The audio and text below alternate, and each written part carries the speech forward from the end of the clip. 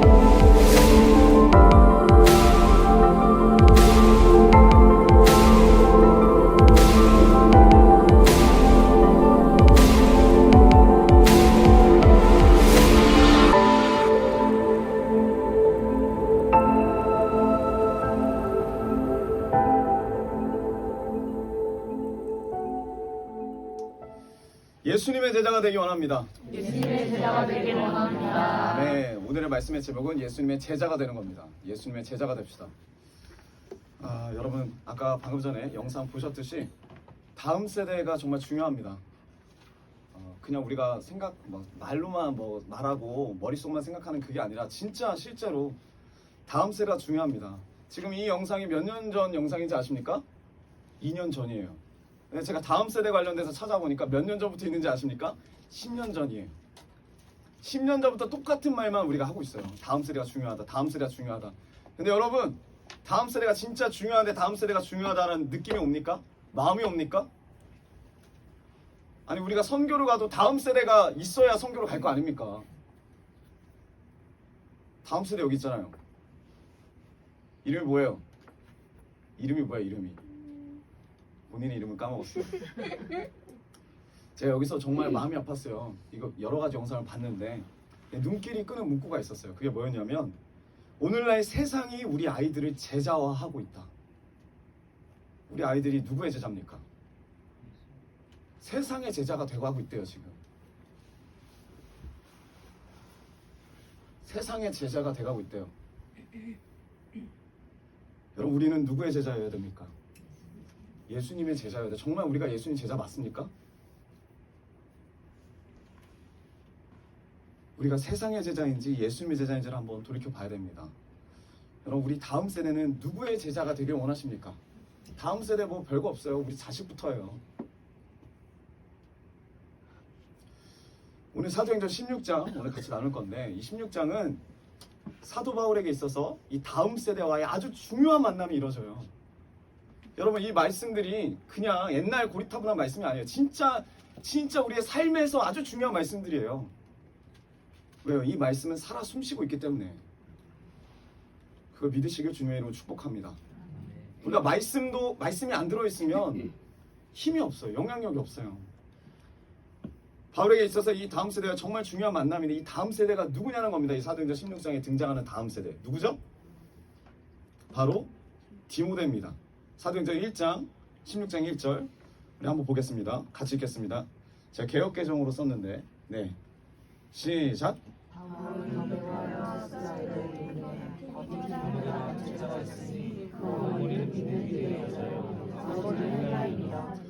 네, 지금 이 디모데가 나옵니다. 16장에 디모데가 나오는데, 자, 복음 전파에 있어서 바울의 사역에 있어서 이 디모데는 너무너무나 귀한 동역자예요. 너무너무 귀한 동역자입니다. 여러분, 신약 성경이 총 몇 권인지 아십니까? 네, 27권이죠. 그 중에서 바울이 쓴 신약 성경이 몇 권인지 아십니까? 네, 13권입니다. 그 중에서 디모데에게 편지한 거 기본적으로 2개가 있죠. 디모데 전후서, 그리고 디모데와 함께 쓴 편지가 4통이에요. 그럼 디모데하고 관련된 게 벌써 13권 중에 6개고, 거의 모든 서신서에, 대부분의 서신서에 디모데라는 이름이 다 등장합니다. 그 정도로 이 바울에게 힘이 되었던 동역자가 누구다? 디모데였어요. 이 디모데는 다음 세대예요. 바울에게 있어서 다음 세대예요. 오늘 말씀을 보면서 바울이 어떻게 이렇게 귀한 다음 세대를 얻게 되었을까? 함께 말씀을 통해 나누기 원합니다. 그리고 우리가 왜 고통을 감내하며 복음을 전해야 하는지 영의 눈이 열려서 우리가 말씀이 깨달아지길 원합니다. 우리 사도행전 16장 1절 다시 한번 제가 읽겠습니다. 바울이 더베와 루스드라에도 이름에, 자, 더베와 루스드라에 바울이 갔습니다. 우리가 지명은 잘 몰라요. 근데 중요한 게 있어요. 여기 누가 있었다라는 거예요? 디모데가 있었어요. 근데 이런 의미입니다. 선교지를 갔는데 그 선교지에 이미 동역자가 있다라는 거예요. 디모데라는 동역자가 있어요. 얼마나 감사한지 몰라요. 근데 눈여겨봐야 될 부분이 있는데 그게 뭐냐면, 디모데가 누구래요? 여기 디모데를 하는 제자가 있었대요. 여러분, 디모데는 바울이 키운 사람이 아니에요. 디모데는 바울이 만난 그 순간부터 뭐였다? 제자였다. 바울의 다음 세대인데 바울이 만난 그 디모데는 처음부터 제자였어요. 성경에 써 있습니다. 디모데라는 제자가 있으니. 누구의 제자겠습니까? 예수님의 제자였죠. 선교지를 갔는데 이 제자가 있는 거예요. 처음 가는 선교지를 갔는데, 불모지를 갔는데 이 제자가 있는 거예요. 그럼 얼마나 큰 힘이 될까요? 이 동역자가 있다면 얼마나 기쁠까요? 감사할까요? 여러분, 여기서 제자라는 말이 뭐냐면 마데테스라는 헬라어인데 이 의미가 뭐냐면 마음을 뺐다예요. 마음을 빼앗기다예요. 누구에게 마음을 빼앗겼습니까? 제자라면 여기서 말하는 게 예수님께 마음을 빼앗긴 자가 제자예요. 누가 빼앗겼다? 디모데가. 복음을 듣고 마음에 품고 이 복음을 말하고 삶으로 나타내는 자가 제자예요. 그게 예수 그리스도께 마음을 뺏긴 자예요. 그게 예수 그리스도께 마음을 뺏긴 자예요. 그러면 여러분, 디모데는 어떻게 예수님께 마음을 뺏긴 자가 됐을까요? 우리도 마음 뺏긴 자입니까? 예수님께? 그러면 제자인 줄 믿습니다. 이 디모데는 그러면 어떻게 마음을 빼앗겼을까요? 이걸 함께 우리가 나누면서 여러분들은 어떻게 마음을 빼앗기셨는지를 한번 돌아봤으면 좋겠습니다. 그 은혜죠. 네, 이 예루살렘과 너무나 멀리 떨어지는 이 이방 땅 루스드라, 이 루스드라에서 디모데를 만난 거예요. 이 멀고 먼 이방 땅에서 과연 이 디모데가 어떻게 예수 그리스도에 대한 믿음을 얻을 수 있었을까? 가지게 되었을까? 자, 계속 읽겠습니다. 사도행전 16장 1절. 근데 그 어머니가 누구래요? 믿는 유대 여자요. 아버지는 헬라인이라. 여러분, 당연히 유대인이면 믿죠. 누굴 믿습니까? 예수님을 믿는다고요, 유대인이? 네. 기본적으로 믿는 사람이에요, 유대인은. 근데 여기서 믿음은 좀 다르죠. 누구 믿는 거예요? 예수님을 믿는 거예요. 엄마가 예수님을 믿고 있어요. 일반적인 유대인하고 다릅니다. 그리고 우리가 항상 디모데를 이야기할 때 많이 말하는 게 누구냐면, 특히 이제 어머니인데 디모데 전서를 보면 누가 나오냐면 어머니 유니게가 나옵니다. 그리고 이 어머니의 어머니, 그러니까 디모데의 외할머니인 로이스가 나옵니다. 그리고 이 어머니와 외할머니의 믿음을 이야기해요. 그러면서 이렇게 얘기하죠. 엄마와 외할머니와 같이 이 디모데를 믿음으로 잘 길러야겠다. 나도 이렇게 내 자녀를 잘 길러야겠다. 그래서 이 유니게와 로이스에게 집중을 합니다. 우리가 부모로서 자녀들의 교육에 있어서. 근데 이것도 되게 중요한 깨달음이지만, 중요한 마음이지만 여기에만 머물러 있다면 반쪽짜리 깨달음입니다. 우리가 더 중요한 것을 찾아봐야 돼요. 더 중요한 게 뭐냐면, 그렇다면 이 디모데의 어머니와 외할머니는 어떻게 믿음을 가지게 되었을까? 어떻게 믿음을 가지게 되었을까? 단순히 그냥 우리가 믿음의 우리가 가지고 있는 그냥 신앙을 잊기만 하면 되는 것인가? 이게 아니라 어떻게 이 부모님은 믿음을 가지게 되었을까? 어떻게 이 외할머니는 믿음을 가지게 되었을까? 우리가 그것을 함께 나누기 원합니다. 정말 부모의 신앙만으로 디모데가 제자가 되었을까?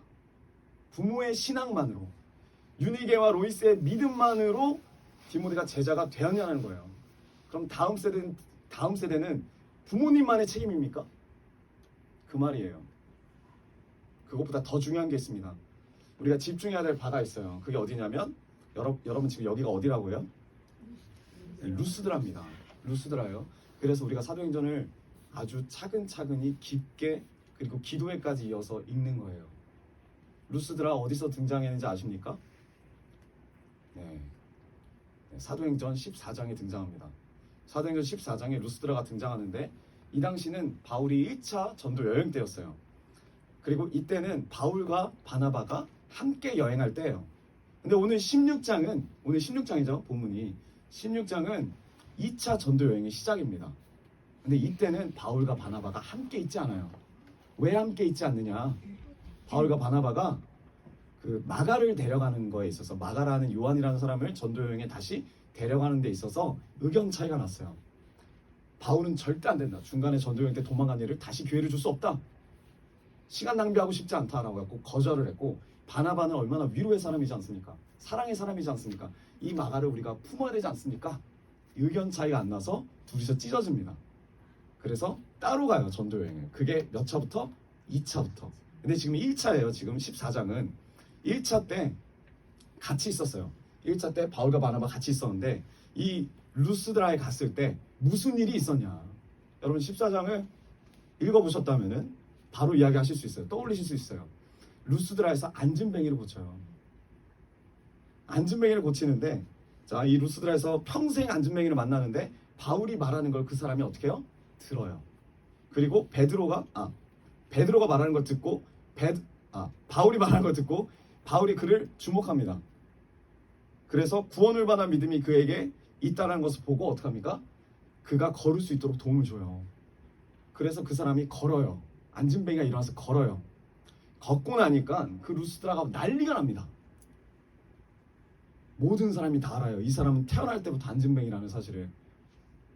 그것도 이방 땅에서 기적이 일어나니까 이방인들이 전부 다 들고 일어나서 이 두 사람 중에 한 명을 제우스 신이다, 우리가 잘 알고 있는 그 제우스 신이다, 그리고 한 명을 헤르메스 신이다. 헤르메스가 말을 잘했대요. 바울을 향해서 헤르메스, 말을 잘하는 신이다라고 말하고, 바나바같이 근엄한 사람을 바라보면서 제우스 신이다 이렇게 말하는 거예요. 그리고 엄청 신처럼 떠받드는 거예요. 이러한 사건이 일어난 장소가 어디라고요? 루스드라였어요. 근데 물론 그런 사건이 일어났을 때 바울과 바나바가 어떻게 했을까요? 강경하게 말립니다. 사람들, 이거는 왜 우리를 주목하느냐? 하나님이 하신 일이다. 이런 분위기 가운데 14장 19절에, 사도행전 14장 19절에 누가 등장합니다. 누가 등장하냐면 유대인들이 등장해요. 어디서? 안디옥과 이고니온에서 와서 무리를 충동하니, 네, 이 축제의 분위기 가운데 바나바 바울을 신이라고 떠받드는 이 분위기 가운데 갑자기 부청객이 찾아오는 거예요. 유대인이 찾아와서 무리를 충동했는데 어떻게 충동했냐면 이렇게 말해요. 저 사람들은 사기꾼이야. 너희들이 속고 있는 거야. 예수라는 신으로 사기치는 놈들이야. 내가 그래서 이 범죄자들을 잡으러 여기까지 온 거야 하고 루스드라 사람, 방금까지 이 바울과 바나바를 신처럼 떠받드는 사람들에게 이 사람들이 충동을 하니까 이 루스드라 사람들이 어떻게 합니까? 돌을 들어요. 여러분, 사람은 믿을 게 안 됩니다. 돌을 들어요. 그 자리에서. 그래서 어떻게 해요? 바울을 향해서 있는 힘껏 던집니다. 어느 정도로? 말씀을 보면 그들이 돌로 바울을 쳐서 죽은 줄 알고 시외로 끌어내치니라. 죽을 정도로. 그리고 바울이 실제로 어떻게 해요? 여기 보면 기절했죠. 근데 그것을 이 사람들은 어떻게 착각하냐면, 루스드라 사람들, 유대인들은 어떻게 착각하냐면 바울이 죽었다, 그리고 바깥으로, 도시 바깥으로 이끌어서 그냥 버린 거예요. 시체처럼 버린 거예요. 은혜를 지금 입은 사람들이 루스드라 도시에서 안진뱅이를 고쳐준 그 사람에게, 방금까지 신처럼 떠받드는 그 사람을 돌로 쳐서 죽여버려요. 그리고 버립니다. 여러분, 우리가 바울의 입장이라면 어떨까요? 여러분들 바울의 입장에서 생각해보세요. 우리가 이제 선교도 가는데 가서 여러분들에게 능력이 임해서 안진뱅이가 일어났어요. 여러분들은 막 신처럼 떠받들어요. 기분이 좋죠? 근데 말하면 아, 그만둬. 에이, 그 정도 말하는데 갑자기 누가 등장해서 쟤네들은 사기꾼이야. 쟤네들은 너희를 속이는 거야. 갑자기 돌을 더 들어갖고 우리한테 다 집어 던지는 거예요. 그 돌을 다 맞았어요. 그리고 죽었어요. 눈 떠보니까 바깥에 쓰레기장에 있는 거야. 내가 눈 딱 떴을 때 기분이 어떨 것 같아요? 배신감이 얼마나 컸을까요? 안진뱅이를 기껏 고쳐줬는데 누군지도 모르는 이간질하는 사람 말에 속아서 자기를 돌로 치고 버려요. 쓰레기 치우듯이 버려요. 근데 이 정도여도 괜찮은데 더 화나는 게 있어요. 우리가 만약 그 상황이었으면 더 화낼 만한 게 있어요. 그게 뭐냐? 누구랑 같이 있었죠? 바울이 누구랑 같이 있었다고요? 바울 돌 맞았어요? 안 맞았어요? 바나바. 그게 더 화나지 않아요? 나만 죽을 만큼 맞고 바나바는 맞았다는 말이 없어요. 바나바는 안 버렸어요. 너무나 긴박했고 급박했겠죠. 많은 사람들이 바울을 향해서 던지는 그 찰나에 바나바도 말렸겠죠. 바나바를 향해서는 돌을 던지지 않았다는 거예요. 누구에게만? 바울에게만. 여러분, 우리가 바울이라면 어떤 기분이 들까요? 맞으면서 왜 나만 제도했는데 왜 나만 돌에 맞아야 되나? 왜 내 자신만 돌에 맞아야 되나? 이해가 안 되죠. 억울하죠. 왜 나만 갖고 그러나? 그러면서 어떤 마음이 풀까? 돌 맞으면서 루스드라, 너희들 이제 끝났어. 내가 너네한테 절대 복음 안 전할 거야. 이제 더 이상 복음 너희들 없어. 지옥에 나가라, 이 지옥의 땔감들아. 왜 지옥에 다 땔감들이니까 이방인들은, 유대인들이 생각할 때 그러지 않을까요? 우리가 그러지 않을까요? 우리 입장이었어도. 자, 사도행전 14장 20절. 그리고 다 바울이 죽은 줄 알았어요. 그래서 이 바울을 따르던 사람들도 이제 바울 주변에 이제 두른 거예요.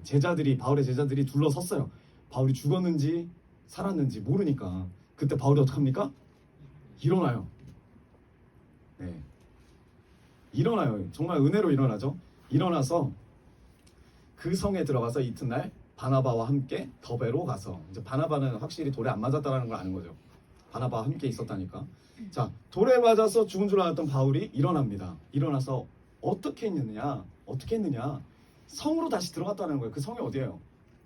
루스드라 다시 들어가서 뭘 했대요? 복음을 전하기 위해서 들어간 거예요. 또 방금 자기에게 돌을 던진 자들에게 다시 들어가서 복음을 전합니다. 그리고 이튿날 또 어떻게 합니까? 더베로 가요. 바나바랑. 왜 또 더베로 가죠? 거기서도 복음을 전하려고. 이게 여러분 1차 전도여행이에요. 1차 전도여행인데 포인트가 있어요. 돌을 누가 맞았다? 바울. 정확히 하면 바울만 맞았다. 그리고 누가 일어났다? 바울만 일어났다. 혼자요, 혼자. 여러분, 하나님의 일을 할 때 우리가 같이 사역을 하고 있어도 혼자일 때가 있어요. 혼자라고 느낄 때가 있어요. 그러면서 우리가 다 이런 마음 하잖아요. 왜 나만 돌 맞는 거야? 우리가 분명히 영의 가족이고 공동체라고 하지만 나만 돌 맞으면 어떤 마음이 들어요? 쟤도 좀 맞았으면 좋겠다. 좀 나눠 맞았으면 좋겠다. 혼자일 때가 있어요.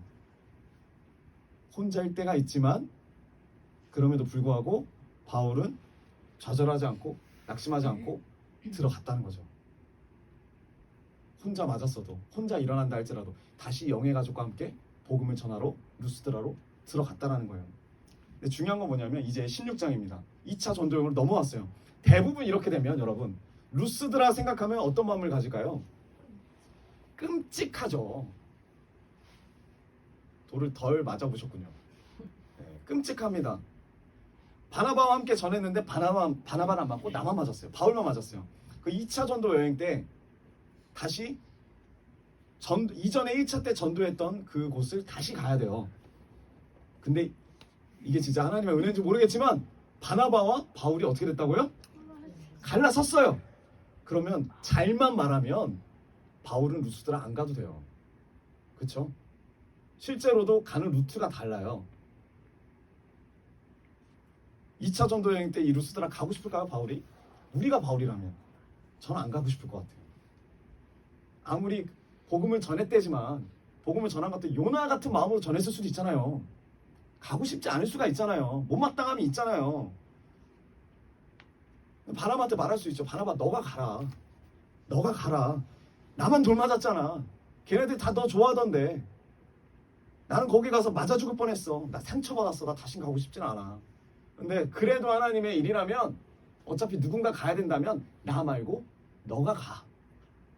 라고 말할 수도 있지만 바울이 그러지 못합니다. 다시 루스드라로 가게 되죠. 루스드라라는 말만 들어도 트라우마가 생겨야 되는데 다시 그곳을 갑니다. 그리고 바울이 마음을 추스리고 갔을 거라고 생각해요.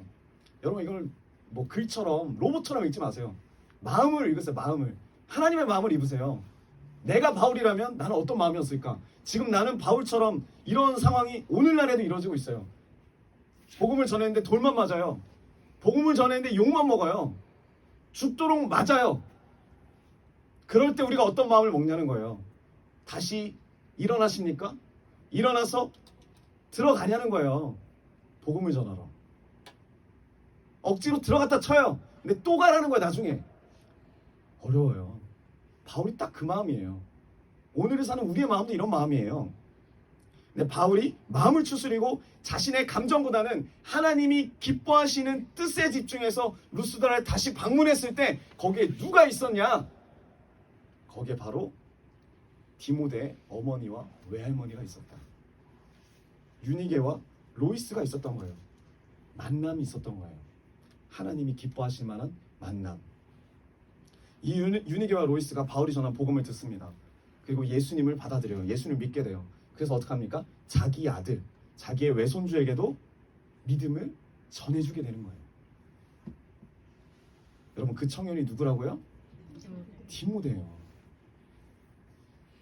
그래서 여러분 이 사실이 무엇을 말해주고 있느냐 우리에게. 하나님이 무엇을 우리에게 말씀하고 계시느냐.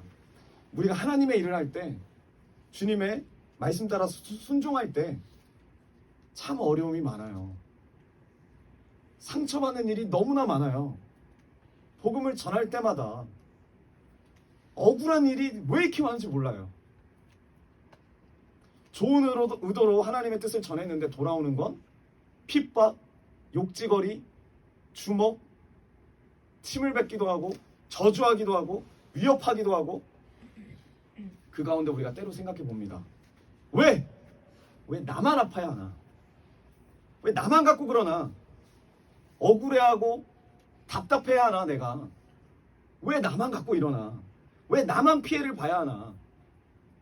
그리고 복음을 다시 전하는 게 두려워요. 다른 사람이 해줬으면 좋겠어요. 하나님의 일을 하기가 두렵다니까요. 근데 여러분 바울이 그렇게 어렵게 복음의 씨앗을 루스드라로 가서 다시 심어요. 이게 쉬웠겠냐는 거예요. 바울이 뭐 능력 받았으니까? 성령이 충만했으니까 이게 가능했다? 가능했죠. 하지만 바울도 사람입니다.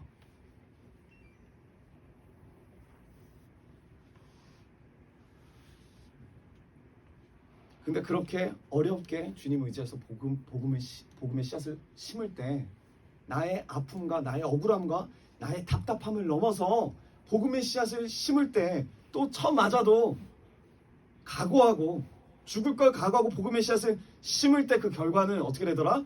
하나님께서 책임지시더라. 하나님께서 열매를 맺게 하시더라. 그 열매가 뭡니까? 그 열매가 누굽니까? 그 열매가 사람인 거예요. 여러분 하나님의 은혜 안에서 주시는 열매는 사람이에요. 그게 누구예요? 다음 세대예요.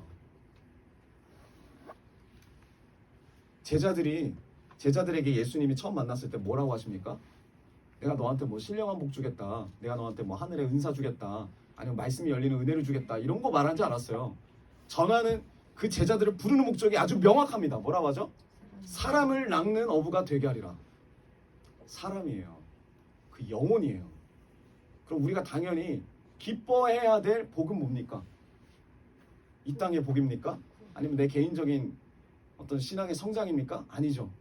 사람이에요.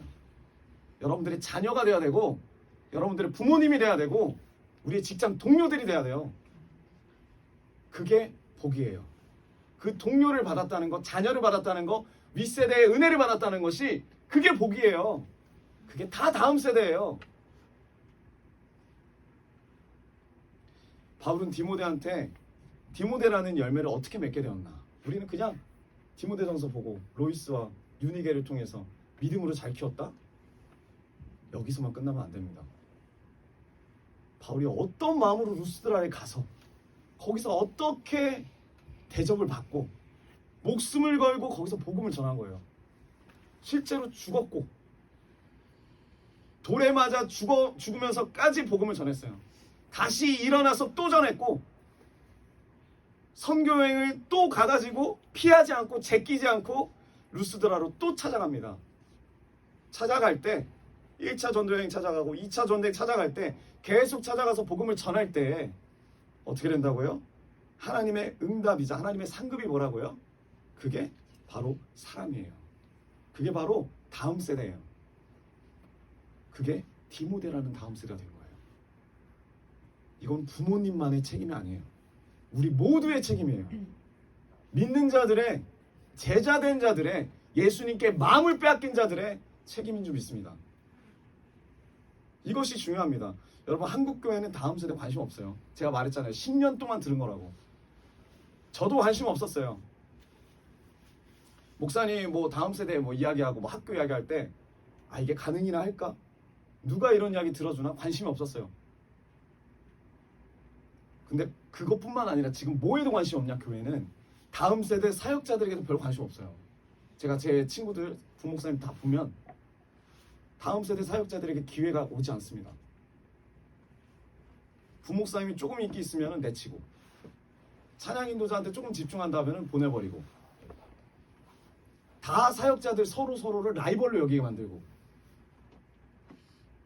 다음 세대를 세워주지는 못할 망정 그 안에서도, 청년부 안에서도, 장년부 안에서도, 사역자들 안에서도, 유초등부 안에서도 서로의 부족한 부분을 보고 끌어내리고, 아니면 다 평가르고 자기 사람 만들고, 얼마나 한국교회가 많은 추태를 보였는지 몰라요. 여러분, 다음 세대 관심이 없어요.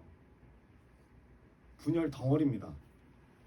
제가 짧지만 제가 경험한 목회는 뭐냐면 양 치는 게 너무 어려운 것 같아요. 제가 뭐 양을 뭐 쳤다는 것도 아니지만 너무나 어렵습니다. 힘이 든다는 표현으로도 턱없이 부족합니다. 그럼에도 불구하고 제가 하는 게 아니기 때문에 하나님 의지하고 주님의 말씀을 이 강단에서 전하고 있습니다. 그래서 하나님이 열매를 주시고 있어요. 그게 뭐라고요? 그게 사람이에요. 그게 다음 세대예요. 사람이 남아요. 여러분, 결국 신앙생활의 열매는 어떤 영적인 은사가 아니에요. 이 땅의 축복이 아니에요. 집이 많고 땅이 많고 뭐 직업을 얻고 좋은 직업을 얻고 좋은 차를 얻고가 아니에요. 진짜 신앙생활의 열매는 뭐냐면 사람이고 내 자녀고 내 영의 가족이고, 나를 통하여서 흘러가는 이 복음을 듣고 그 사람들이, 복음의 말씀을 들은 사람들이 어떻게 해요? 말씀의 마음을 빼앗기게 되는 거예요. 그것이 제자예요. 돈이 아니라, 나의 편한 인생이 아니라 하나님께 마음을 빼앗기는 자, 하나님께 마음을 빼앗기는 사람, 하나님께 마음을 빼앗기는 다음 세대, 하나님의 비전을 마음에 빼앗기는 거예요. 이 땅의 문제 해결이나 축복이 아니라 하나님께 마음을 빼앗기는 세대가 일어나는 게 열매더라고요. 여러분, 그래서 그 사람이 교사가 되고, 그 사람이 집사님이 되고, 그런 사람들이 장로님이 되고, 그런 사람들이 선교사님이 되고, 이 어마어마한 신앙인으로 서는 것이 얼마나 기쁨이 되는지 모릅니다.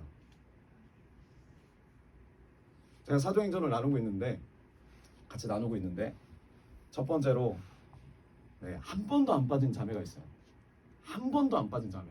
이 앞에 있는 채한 자매. 몸이 힘들어요. 딱 봐도 얼굴이 힘들고 몸이 힘든데도 앉아 있어요. 그 자리에. 한 번도 안 빠지고 나옵니다.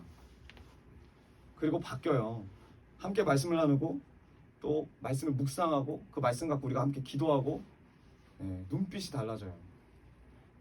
상호 형제도 마찬가지고 우리 현주 자매도 말할 것도 없고 현주 자매 여러분 눈빛을 잘 한번 관찰해 보십시오. 생기가 살았어요.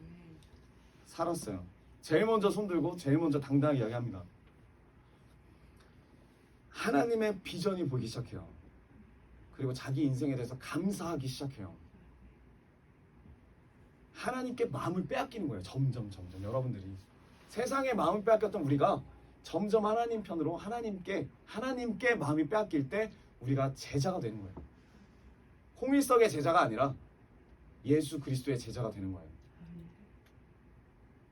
여러분 이 귀한 다음 세대를 얻기 위해서 여러분 저는 결단했습니다. 돌을 맞아도 좋아요. 감옥에 갇혀도 좋습니다. 죽임을 당해도 좋아요. 이름이 알려지지 않아도 좋아요. 많은 사람들이 핍박하고 문제 있다고 해도 좋아요. 그 이전에 너무 힘들었어요. 그런 부분들이 다 힘들었어요. 하지만 하나님께서 열매들을 보여주시는 거예요. 나의 열매가 아니라 예수 그리스도의 은혜로 말미암는 열매들. 여러분 왜 우리가 다음 세대를 양육하려고 합니까? 왜 양육하려고 합니까? 그 목적이 뭡니까? 여러분 수많은 교회에서 다음 세대인 사역자들을 이용해요. 진짜 다음 세대를 생각해서 세우는 게 아니라 다음 세대 사역자들 보면 다 이용해요.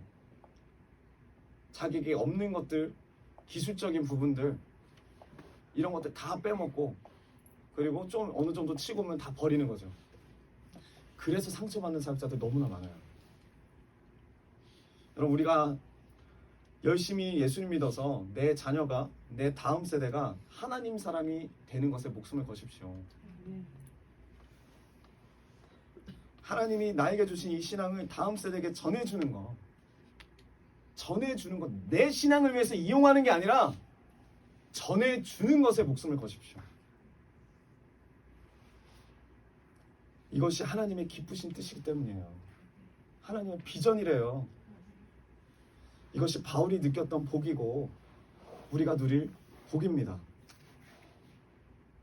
그래서 다시 본문으로 돌아오면 디모데가 왜 중요하냐?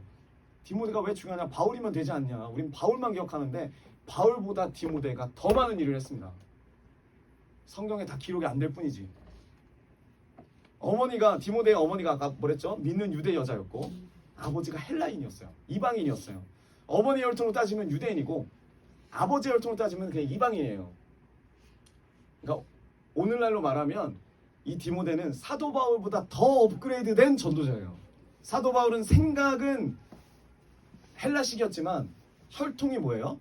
100% 유대인이에요. 아무리 자기가 뛰어나고 생각이 뛰어나도 그 이방인들한테 전하는데 한계가 있어요. 한국 사람이 미국 가고 아무리 미국 사람인 척해도 미국인들이 바라봤을 때 한국 사람인 거예요. 한계가 있어요. 근데 이 디모데는 어떠냐? 하이브리드 완전 전도자인 거죠. 그러니까 우리가 하이브리드 하면은 양 두 개를 다 쓸 수 있는 거거든요. 전기도 쓰고 뭐 기름도 쓰고 하이브리드 차가 그런 거거든요. 유대인이기도 하고 이방인이기도 한 거예요. 누가?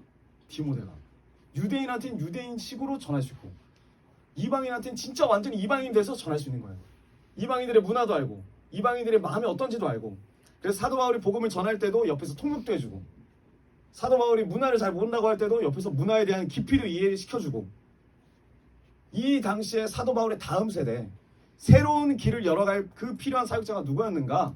그게 바로 두 문화를 다 수용하고 두 문화에 있는 이방인이며 유대인들을 다 포용할 수 있는 디모데였다라는 거예요. 여러분 기가 막히지 않습니까? 하나님이 하시지 않으면 이런 일들이 일어날 수가 없어요. 이 디모데를 바울이 그냥 얻었습니까? 아니요. 바울이 피를 흘렸어요. 피 흘림이 있었어요. 자신을 뛰어넘었어요. 자신의 감정, 자신의 명예, 자신의 목숨을 뛰어넘는 얻음이에요. 피 흘림으로 얻은 자녀예요. 다음 세대예요. 얼마나 귀합니까? 그래서 여러분,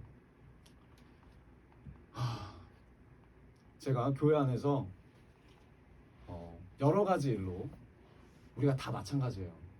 여러 가지 일로 서로 간에 돌을 던짐으로 인해서 상처를 입을 때가 있습니다. 돌 던지는 사람들로 인해서 상처를 입을 때가 있어요. 또 뒤에서 수근수근 대거나 얼마나 끌어내리는 말들을 해가지고 상처를 입을 때가 있어요. 어느 교회나 다 그래요. 그런 성도님들 때문에, 그런 사역자들 때문에 속상할 때가 있어요. 우리가 그런 사람이라면, 거기다 그냥도 아니고 돌 맞기 전까지 최선을 다해서 이루스드라에서 하나님 복음을 전한 사람이라면 그런 이야기를 들으면 얼마나 좌절이 될까요? 얼마나 마음이 아플까요? 얼마나 상처가 될까요? 하나님의 뜻에 맞는 교회로 일어서기 위해서 정말 고군분투하고 있는데 나한테 돌아오는 게 돌이에요. 죽을 만큼 아픈 돌덩이에요. 너무나 답답하고 억울해요. 나 혼자 수고하는 것 같고, 나 혼자 고생하는 것 같고, 아무도 내 마음 알아주지 않는 것 같고, 외로운 마음이 참 많습니다. 근데 제가 이런 일보다 더 마음 아픈 게 뭐냐면,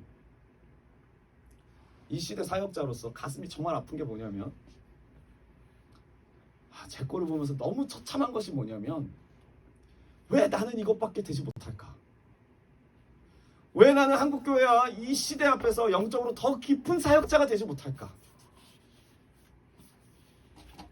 이게 가장 큰 탄식이고 가장 큰 기도 제목 중에 하나입니다.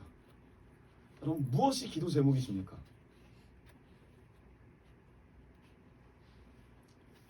여러분, 그럼 무엇을 하셔야 돼요? 우리가 함께 한국교회를 위해서, 사역자분들을 위해서, 옆에 성도분들을 위해서 기도해 주셔야 돼요. 기도해 주셔야 돼요. 부족한 모습을 보면 기도해 주십시오. 연약한 모습을 보이면 기도해 주십시오. 그게 영의 가족이잖아요. 그게 영의 가족이잖아요. 이 음란하고 방탕하고 황폐한 세대, 이 세대가 우리 아이들을, 우리의 다음 세대를 제자화 만들고 있어요. 우리가 이번에 나눴죠. 그게 어떤 시대였다? 어떤 도시였다? 예배소였다. 하나님의 기쁘신 뜻은 그러한 곳에, 그런 더럽고 황폐하고 음란하고 도저히 교회가 들어설 수 없는 그곳, 그 예배소 같은 땅, 그 사도 바울 같은 악한 자, 죄인 중에 개수 같은 우리 안에 뭘 두길 원하신대요? 예수 그리스도로 말미암는 교회를 두길 원하신대요. 교회를 세우는 것이 하나님의 뜻이래요. 여러분, 제가 이런 기도를 하고, 그리고 여러 가지 어려움 때문에 힘들 때 오늘 이 사도행전 16절 말씀은 참으로 위로가 됩니다. 주님, 그렇군요. 보이지 않는 곳에서 제 노력과 제 열심과 상관없이 디모데와 같은 청년이 자라고 있겠군요. 저는 계속 앞으로 나아가면 돼요. 루스드라에서 돌 맞았다고 멈춰있는 게 아니라 또 돌 맞을 각오하고 나아가면 돼요. 더 성장하면 돼요. 주님이 원하시는 분량까지. 그러면 이 힘든 시기를 통해서 결과적으로 이 디모데와 같은 한 아이가 믿음으로 양육되고 있겠죠. 다음 세대가 양육되고 있겠죠. 그리고 그 다음 세대가 그 다음 세대를 또 부흥시킬 줄로 믿고 가는 겁니다. 저는 결단했어요. 그 마음으로 가기로 했어요. 여러분, 돌에 맞고 상처받고 다시는 루스드라에 가지 않겠다 고 말하고 좌절하고 쓰러지는 것이 아니라 다시 일어나야 합니다. 다시 복음을 들고 다시 그 자리로 나아가야 될 줄 믿습니다. 여러분, 오늘도 가족들이 핍박이 강하신 분들이 있어요. 우리 성도님뿐만 아니라 한국교회 많은 그 외 선교지에서도 가족들 핍박이 많고 주변 사람들이 핍박이 많은데 그 가운데 얼마나 많은 좌절이 있겠어요.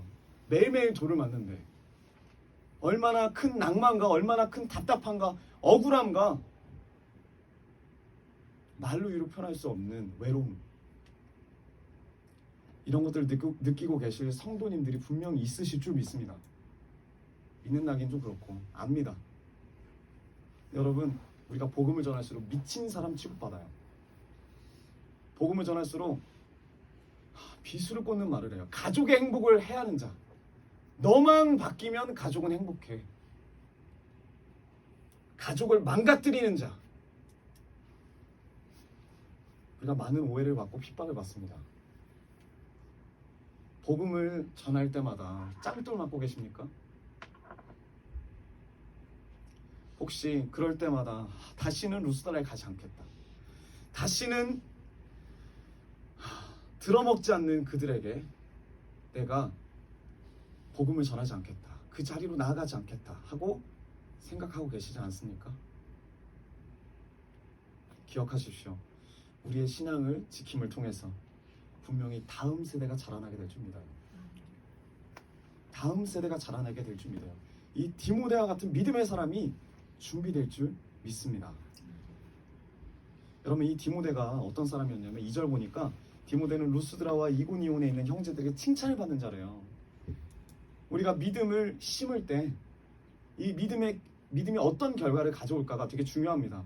이 디모데라는 믿음을 심었어요. 믿음을 심었더니 이 디모데라는 결과가 나왔어요. 이 디모데라는 이름이 뜻이 뭐냐? 우리 대청부에도 디모데가 있는데 뭐라고요? 하나님을 공경하는 거. 원래는 하나님의 영광입니다. 하나님의 영광. 티메가 영광이라는 뜻이고 뒤에 있는 데오스가 하나님이라는 뜻이에요. 합쳐서 티메데 이렇게 되는 거죠. 어쨌든 디모데요. 디모데. 누가 지었을까요? 그 이름은. 디모데 자신이 디모데 이름을 어떻게 짓습니까? 어머니가 지었겠죠. 윤희가 믿음을 가지고 이 이름을 지었어요. 하나님의 영광이 되는 자녀. 하나님께 영광을 올리는 자녀. 여러분, 그리고 이 뒤에 또 이 디모데가 어떤 사람인지가 나오는데 루스드라와 이고니온이 나옵니다. 루스드라와 이고니온에 있는 형제들에게 칭찬을 받는 자니, 루스드라는 디모데가 사는 곳이에요. 근데 이고니온은 어디냐면 디모데 살고 있는 루스드라에서 30km가 떨어진 자래요. 여러분, 이곳에서 아마 제가 알기로는 자동차 타고 가면 강남까지가 한 25km인가? 그 정도 돼요. 여러분, 강남 간다 할 때 걸어갑니까? 왜 안 걸어가세요? 가까운데. 강남까지 걸어가면 얼마나 걸릴지, 한 제가 봤을 때는 우리 걸음으로 한 3시간? 더 걸릴까요? 군인 걸음으로 생각했군요. 4시간에서 5시간 걸리겠죠. 좀 쉬었다 가면. 그 정도 되는 거리예요. 말과 말이 다른 거죠. 근데 거기 있는 사람도 칭찬을 했대요. 여러분, 칭찬을 했대요. 칭찬을. 근데 여기서 중요한 부분이 뭐냐면 칭찬받는 자라는 의미예요. 제가 이거 사도행전 나누면서 계속 이야기를 했는데 칭찬받는 자라는 게 상당히 중요해요. 누가가 이거를 계속 의도적으로 쓰고 있어요. 여러분, 이 칭찬받는 자라는 게 마르키레오라는 뜻인데 이게 바로 증인이라는 뜻이에요. 증인. 칭찬받는 자는 증인이에요. 이 영예로운 증언을 하는 사람이 마르키레오라는 뜻이에요. 그리고 이 증인이라는 말에서 뭐가 나왔다고 그랬죠? 순교자, 마르티스가 나왔어요. 그래서 칭찬받는 자는 증인이고 항상 주님의 말씀을 전하는 자고, 이 주님의 말씀을 전하는 자의 결과는 어떻게 된다? 순교로 이어져요. 누가? 디모데가. 이 사도행전에서 총 칭찬받는 자가 네 부류가 나옵니다. 첫 번째, 우리가 같이 나눴으면은 달란트를 줄 텐데 여기서 그럴 수가 없으니까. 첫 번째, 사도 바울의 눈을 뜨게 한 자. 아나니아. 제가 읽어드릴게요. 사도행전 22장 12절에 자기 간증을 하는데 이렇게 말해요. 율법에 따라 경건한 사람으로 거기 사는 모든 유대인들에게 칭찬을 듣는 아나니아라는 이가 바울의 눈을 뜨는데 도움을 줍니다. 그리고 또 우리가 잘 알고 있는 사도행전 6장 하면 이제 딱 나와야 된다 그랬죠. 6장 하면 뭐가 어떤 이야기가 있죠? 7지. 유연인이 나중에 찾아보세요. 형제들아, 너희 가운데서 성령과 지혜가 충만하여 뭘 뽑으래요? 칭찬받는 사람 7을 택하라. 그리고 또 사도행전 10장에 또 그 사람이 나옵니다. 누구죠? 맞아요, 고넬료. 그들이 대답하되 백부장 고넬료는 의인이요 하나님을 경외하는 사람이라 유대 온 족속이 어떻게 한다? 칭찬하더니. 칭찬하는 이유가 있는 거예요. 칭찬하는 자는, 칭찬을 받는 자는 증인이에요. 증인은 순교자예요. 삶 자체가. 그래서 성경에서 말하는 칭찬받는 자의 의미는 우리가 생각하는 칭찬받는 자의 의미와 다릅니다. 우리가 칭찬 많이 받고 싶죠. 네, 왜요? 칭찬받는 사람이 꼭 쓰임받는 사람 같으니까. 교회에서 열심히 착한 일을 하고 뭐 순해 보이는 일을 하고 이렇게 해서 칭찬받는 게 중요한 게 아니라 사도행전에서 말하고 있는 칭찬받는 자는 그 안에 전할 메시지가 있는 거예요. 증인이니까. 예수 그리스도 말미암는 전할 메시지가 내 안에 있는 거예요. 그리고 그 전할 메시지를 전할 때마다 어떤 마음으로 전한다? 죽어도 좋다. 내가 오늘 죽어도 좋다. 바울이 그 마음으로 루스드라 간 거예요. 그 마음이 흘러간 거예요. 죽어도 좋다. 내가 복음 전하다가 죽어도 괜찮다. 내가 이것을 전하다 죽으면 그게 영광이다. 이게 마르티레오의 삶이에요. 칭찬받는 자의 삶들이었어요. 우리가 사도행전을 통해서 생각이 바꿔야 됩니다. 교회 안에서의 삶이 내가 사람들을 많이 알고 뭐 인사를 잘하고 그리고 내가 말씀을 달달 배우고 청소를 잘해서 이런 것들이 뭐 칭찬받는 것에 중요한 것이 아니라 내가 다음 세대들에게 복음을 전할 것이 있느냐, 전할 복음이 있느냐는 거예요.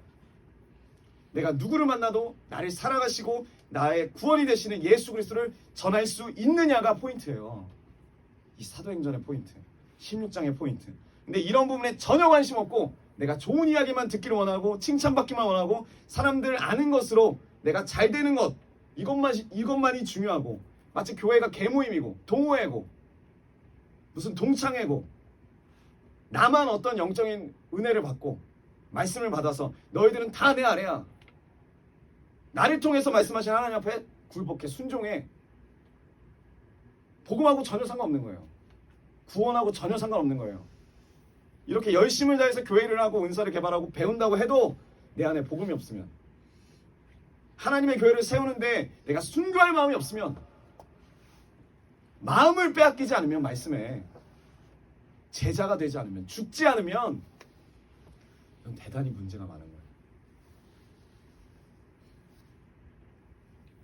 이 증인이란 삶은 내가 죽을지언정 전할 말이 있는 사람. 여러분 그 말이 있습니까? 마음에 죽고 싶지 않잖아요. 전할 말은 있는데 죽고 싶진 않잖아요. 그래서 제가 오랫동안 피해 다닌 거 아닙니까? 죽고 싶진 않으니까. 근데 우리가 부셔야 된다는 거예요. 마귀를 진멸해야 된다는 거예요. 전하다가 죽으면 어떻게 된 거예요? 도리어 감사한 거예요. 증인의 삶이니까. 스데반이 그렇게 살았고 이 디모데가 그렇게 살았어요. 나중에 디모데 어떻게 순교한다고 제가 말씀드렸죠. 사도행전 이야기 때 예배소에서 그 수많은 아데미를 숭배하는 사람들 앞에서 바울이 순교하고 이 예배소를 디모데가 담임 목사님으로 가요. 그 예배소에서 그 5월에 수천만의 그 아데미를 숭배하는 남성들 위에 올라가가지고 예수 그리스도를 믿어라. 주님이 하나님이시다 이 말해가지고 그 수천 명의 돌에 맞아 그 자리에서 즉사합니다. 왜요? 전할 말이 있었고 너무 뜨거웠고 내가 죽을지언정 지금 올라가서 죽을지언정 전해야 되는 거예요. 그게 디모데였어요. 그게 바울이었고 이 2차 전도 여행의 가장 큰 수확이 바로 디모데였다는 거예요. 여러분 오늘 우리가 사도행전 16장을 나눴는데 이 16장의 말씀처럼 우리가 이 다음 세대에게 더 관심을 갖는 주님의 자녀가 되기 원합니다. 주님의 제자가 되기 원합니다. 주님께 마음을 빼앗기는 자가 되기 원하고 주님의 비전에 마음을 빼앗기는 자가 되기 원해요. 우리 안에 그 전할 복음이 있습니까? 우리 안에 그 뜨거움이 있습니까? 뜨거움만 있습니까? 아니면 죽겠다라는 결단이 있습니까? 내 몸이 부서져도 내 마음이 아파도 내가 복음을 전할 때마다 나에게 짱돌이 날라와도 주님 다시 일어나기 원합니다. 주님 다시 가서 전하기 원합니다. 나의 이름이 기억되는 거 아무 상관없습니다. 주님의 교회가 일어서게 하시고 주님이 택하신 그 영혼들이 깨어나게 하시고 주님이 이 시대가 변화되게 하시고 다음 세대가 깨어나기 원합니다. 이것이 우리의 기도가 되기 원합니다. 우리 시간 주님 앞에 찬양하면서 나아가실 때 주님 우리가 어떤 상황에서라도 주님을 찬양하는 자가 되기 원합니다.